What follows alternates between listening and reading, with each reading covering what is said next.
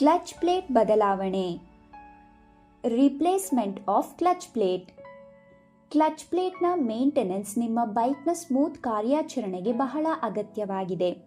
Clutch plate overhauling ಎಂದರೆ clutch ಅಸೆಂಬ್ಲಿಯನ್ನು ತೆರೆದು ಅದರ ಪರಿಶೀಲನೆ, ಸ್ವಚ್ಛತೆ ಮತ್ತು ಅಗತ್ಯವಿದ್ದರೆ ಹೊಸ ಪ್ಲೇಟನ್ನು ಅಳವಡಿಸುವುದು.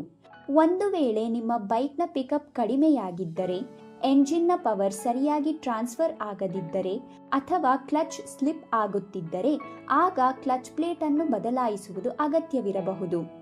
ಈ ಪ್ರಕ್ರಿಯೆಯಲ್ಲಿ ಹಳೆಯ ಸವೆದ ಕ್ಲಚ್ ಪ್ಲೇಟ್ ಅನ್ನು ತೆಗೆದು ಹೊಸ ಪ್ಲೇಟ್ ಅನ್ನು ಅಳವಡಿಸಲಾಗುತ್ತದೆ. ಇದರಿಂದ ಬೈಕ್ನ ಕಾರ್ಯಕ್ಷಮತೆ ಉತ್ತಮವಾಗುತ್ತದೆ.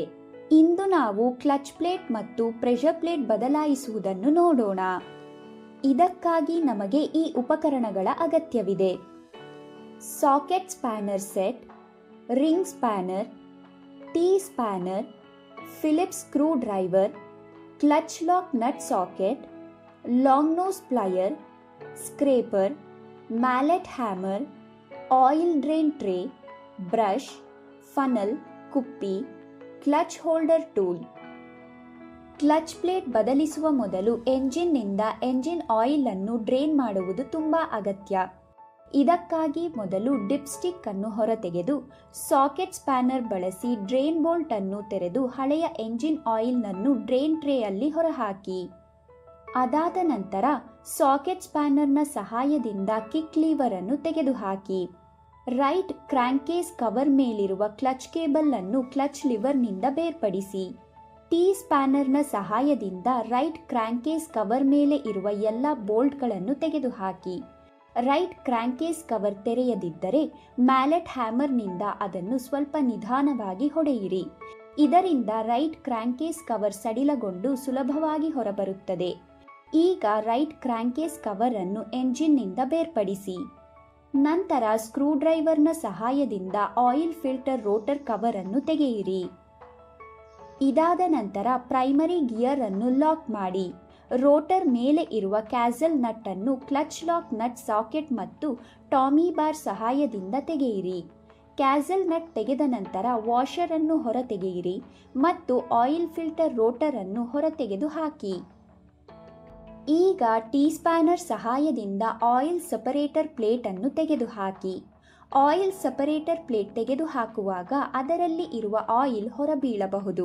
ಆದ್ದರಿಂದ ಟ್ರೇ ಅನ್ನು ಕೆಳಗೆ ಇಡಿ. ಅದಾದ ನಂತರ ಟಿ ಸ್ಪ್ಯಾನರ್ ಬಳಸಿ ಸ್ಪೆಷಲ್ ಫ್ಲಾಂಜ್ ಬೋಲ್ಟ್ ಅನ್ನು ಸಡಿಲ ಮಾಡಿ ತೆಗೆದುಹಾಕಿ.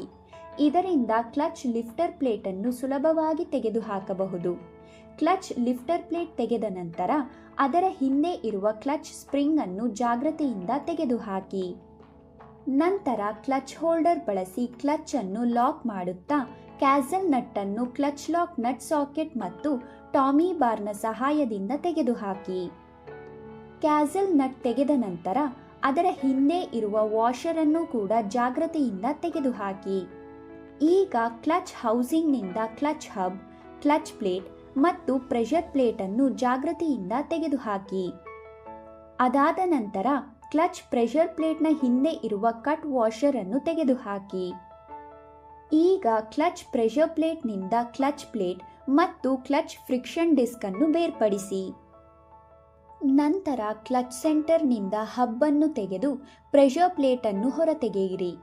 ಬಳಿಕ ಒಂದೊಂದಾಗಿ ಫ್ರಿಕ್ಷನ್ ಪ್ಲೇಟ್ ಮತ್ತು ಕ್ಲಚ್ ಪ್ಲೇಟ್ ಅನ್ನು ಜಾಗ್ರತೆಯಿಂದ ತೆಗೆದುಹಾಕಿ. ಈಗ ರೈಟ್ ಕ್ರ್ಯಾಂಕೇಸ್ ಕವರ್ನಿಂದ ಡೋವೆಲ್ ಪಿನ್ ಅನ್ನು ತೆಗೆದುಹಾಕಿ. ನಂತರ ಸ್ಕ್ರೇಪರ್ನ ಸಹಾಯದಿಂದ ಕ್ರ್ಯಾಂಕೇಸ್ ಕವರ್ ಮೇಲೆ ಇರುವ ಗ್ಯಾಸ್ಕೆಟ್ ಅನ್ನು ಜಾಗ್ರತೆಯಿಂದ ತೆಗೆದುಹಾಕಿ. ಅದಾದ ನಂತರ ಡೀಸೆಲ್ ಮತ್ತು ಬ್ರಷ್ನ ಸಹಾಯದಿಂದ ರೈಟ್ ಕ್ರ್ಯಾಂಕೇಸ್ ಕವರ್ ಅನ್ನು ಚೆನ್ನಾಗಿ ಸ್ವಚ್ಛಗೊಳಿಸಿ. ಇದರ ಬಳಿಕ ಒಂದು ಸ್ವಚ್ಛ ಮತ್ತು ಒಣ ಕಾಟನ್ ಬಟ್ಟೆಯಿಂದ ಯಾವುದೇ ಮಣ್ಣು ಅಥವಾ ತೇವ ಉಳಿಯದಂತೆ ನೋಡಿಕೊಂಡು ಕವರ್ ಅನ್ನು ಚೆನ್ನಾಗಿ ಒರೆಸಿ. ಆಯಿಲ್ ಫಿಲ್ಟರ್ ರೋಟರ್ ಗ್ಯಾಸ್ಕೆಟ್ ತೆಗೆದು ಡೀಸೆಲ್ ಮತ್ತು ಬ್ರಷ್ನ ಸಹಾಯದಿಂದ ಅದನ್ನು ಚೆನ್ನಾಗಿ ಸ್ವಚ್ಛಗೊಳಿಸಿ. Clutch lifter rod, clutch pressure plate, clutch centre, clutch housing, oil filter rotor cover, clutch lifter plate, oil separator plate, clutch spring, washer ಮತ್ತು ಬೋಲ್ಟ್ಗಳನ್ನು ಡೀಸೆಲ್ ಮತ್ತು ಬ್ರಷ್ನಿಂದ ಸ್ವಚ್ಛಗೊಳಿಸಿ. ಎಲ್ಲ ಭಾಗಗಳನ್ನು ಒಣ ಕಾಟನ್ ಬಟ್ಟೆಯಿಂದ ಚೆನ್ನಾಗಿ ಒರೆಸಿ ತೇವ ಮತ್ತು ಮಣ್ಣನ್ನು ತೆಗೆದುಹಾಕಿ. ರೈಟ್ ಸೈಡ್ ಕ್ರ್ಯಾಂಕೇಸ್ ಮೇಲೆ ಇರುವ ಕ್ರ್ಯಾಂಕೇಸ್ ಕವರ್ ಗ್ಯಾಸ್ಕೆಟ್ ಅನ್ನು ಸ್ಕ್ರೇಪರ್ನ ಸಹಾಯದಿಂದ ಜಾಗ್ರತೆಯಿಂದ ತೆಗೆದುಹಾಕಿ. ಡೀಸೆಲ್ ಸ್ಪ್ರೇ ಮಾಡಿ ಬ್ರಷ್ ಅನ್ನು ಬಳಸಿ ಉಳಿದಿರುವ ಗ್ಯಾಸ್ಕೆಟ್ ಅನ್ನು ಸಂಪೂರ್ಣವಾಗಿ ಸ್ವಚ್ಛಗೊಳಿಸಿ. ಈಗ ಆಯಿಲ್ ಫಿಲ್ಟರ್ ಅನ್ನು ತೆಗೆದು ಅದನ್ನು ಡೀಸೆಲ್ ಮತ್ತು ಬ್ರಷ್ನ ಸಹಾಯದಿಂದ ಚೆನ್ನಾಗಿ ಸ್ವಚ್ಛಗೊಳಿಸಿ. ಈಗ ಕ್ಲಚ್ ಹೌಸಿಂಗ್ ಮತ್ತು ವಾಷರ್ ಅನ್ನು ತೆಗೆದ ಕ್ರಮಕ್ಕೆ ವಿರುದ್ಧವಾಗಿ ಫಿಟ್ ಮಾಡಿ. ಕ್ಲಚ್ ಸೆಂಟರ್ನಲ್ಲಿ ಮೊದಲು ಕ್ಲಚ್ ಫ್ರಿಕ್ಷನ್ ಡಿಸ್ಕ್, ನಂತರ ಕ್ಲಚ್ ಪ್ಲೇಟ್, ಹೀಗೆ ಒಂದೊಂದಾಗಿ ಅಳವಡಿಸಿ. ಕೊನೆಯಲ್ಲಿ ಕ್ಲಚ್ ಪ್ರೆಷರ್ ಪ್ಲೇಟ್ ಅನ್ನು ಅಳವಡಿಸಿ. ಕ್ಲಚ್ ಪ್ರೆಷರ್ ಪ್ಲೇಟ್ನ ಹಿಂದೆ ಮೇನ್ ಶಾಫ್ಟ್ ಕಾಟರ್ ಸೆಟ್ ರಿಂಗ್ ಅನ್ನು ಅಳವಡಿಸಿ. ನಂತರ ಅದರಲ್ಲಿ ಕಟ್ ವಾಷರ್ ಅನ್ನು ಹಾಕಿ ಮತ್ತು ಸಂಪೂರ್ಣ ಅಸೆಂಬ್ಲಿಯನ್ನು ಕ್ಲಚ್ ಹೌಸಿಂಗ್ನಲ್ಲಿ ಸರಿಯಾಗಿ ಫಿಟ್ ಮಾಡಿ. ಈಗ ಲಾಕ್ ವಾಷರ್ ಅನ್ನು ಲಾಕ್ ನಟ್ ಮೇಲೆ ಇರಿಸಿ ಮತ್ತು ಕ್ಲಚ್ ಲಾಕ್ ನಟ್ ಸಾಕೆಟ್ ಮತ್ತು ಟಾಮಿಯ ಸಹಾಯದಿಂದ ಅದನ್ನು ಬಿಗಿಗೊಳಿಸಿ. ಬಿಗಿಗೊಳಿಸುವಾಗ ಕ್ಲಚ್ ಹೋಲ್ಡರ್ ಬಳಸಿ. ಈಗ ಕ್ಲಚ್ ಸ್ಪ್ರಿಂಗ್ ಅನ್ನು ಅಳವಡಿಸಿ. ಕ್ಲಚ್ ಲಿಫ್ಟರ್ ಪ್ಲೇಟ್ ಅನ್ನು ಸರಿಯಾದ ರೀತಿಯಲ್ಲಿ ಇನ್ಸ್ಟಾಲ್ ಮಾಡಿ. ನಂತರ ಬೋಲ್ಟ್ಗಳನ್ನು ಮೊದಲು ಕೈಯಿಂದ ಹಾಕಿ, ಆನಂತರ ಟೀ ಸ್ಪ್ಯಾನರ್ನ ಸಹಾಯದಿಂದ ಸ್ವಲ್ಪವಾಗಿ ಸರಿಯಾಗಿ ಬಿಗಿ ಮಾಡಿ. ಆಯಿಲ್ ಸೆಪರೇಟರ್ ಪ್ಲೇಟ್ ಅನ್ನು ಕ್ಲಚ್ ಅಸೆಂಬ್ಲಿಯ ಕೆಳಗೆ ಅಳವಡಿಸಿ ಮತ್ತು ಅದನ್ನು ಟೀ ಸ್ಪ್ಯಾನರ್ನ ಸಹಾಯದಿಂದ ಸರಿಯಾಗಿ ಬಿಗಿ ಮಾಡಿ. ಆಯಿಲ್ ಫಿಲ್ಟರ್ ರೋಟರ್ ಅನ್ನು ಕ್ರ್ಯಾಂಕ್ ಶಾಫ್ಟ್ ಮೇಲೆ ಅಳವಡಿಸಿ ಮತ್ತು ಅದರ ಮುಂದೆ ವಾಷರ್ ಅನ್ನು ಲಾಂಗ್ ನೋಸ್ ಪ್ಲೈಯರ್ನ ಸಹಾಯದಿಂದ ಸರಿಯಾಗಿ ಇನ್ಸ್ಟಾಲ್ ಮಾಡಿ. ಇದರ ನಂತರ ಪ್ರೈಮರಿ ಗಿಯರ್ ಅನ್ನು ಲಾಕ್ ಮಾಡಿ. ರೋಟರ್ ಮೇಲೆ ಕ್ಯಾಸಲ್ ನಟ್ ಅಳವಡಿಸಿ ಮತ್ತು ಕ್ಲಚ್ ಲಾಕ್ ನಟ್ ಸಾಕೆಟ್ ಹಾಗೂ ಟಾಮಿ ಸಹಾಯದಿಂದ ಟೈಟ್ ಮಾಡಿ. ಆಯಿಲ್ ಫಿಲ್ಟರ್ ರೋಟರ್ ಕವರ್ ಅಳವಡಿಸುವ ಮೊದಲು ಗ್ಯಾಸ್ಕೆಟ್ ಮೇಲೆ ಅನಾಬಾಂಡ್ ಟ್ಯೂಬ್ ಬಳಸುವುದು ಮುಖ್ಯ, ಏಕೆಂದರೆ ಇದರಿಂದ ಆಯಿಲ್ ಲೀಕೇಜ್ ಆಗುವುದಿಲ್ಲ. ಇದರ ನಂತರ ಕವರ್ ಅನ್ನು ಸರಿಯಾಗಿ ಆಯಿಲ್ ಫಿಲ್ಟರ್ ರೋಟರ್ ಮೇಲೆ ಇನ್ಸ್ಟಾಲ್ ಮಾಡಿ.